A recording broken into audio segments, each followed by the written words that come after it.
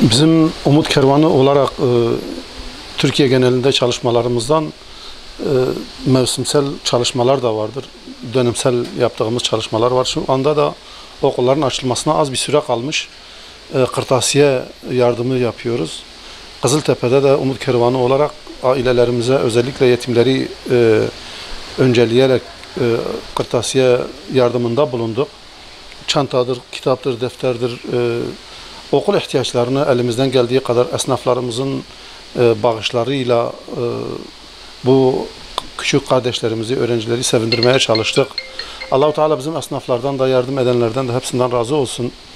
Esnaflarımıza bir çağrıda bulunuyoruz. Bu tür yardımlarda bize destek olmalarını istiyoruz. Biz onların desteğiyle bu gençleri, bu çocukları sevindirebiliyoruz. Allah-u Teala onlardan razı olsun. Elimizden geldiğini yapmaya çalışacağız, devam edeceğiz. Çalışmalarımız süreklidir. Önümüzde kış yaklaşıyor. Bond çalışması yapacağız ve bunun dışında çeşitli yardım faaliyetlerimiz vardır. Bunu sürekli yapıyoruz. Allah-u Teala hayırsever vatandaşlarımızdan razı olsun, katkıları da bulunuyorlar. Bütün kırtasiyeciler, sadece kırtasiye değil, bütün esnaflar boykot malzemelerini satmasınlar.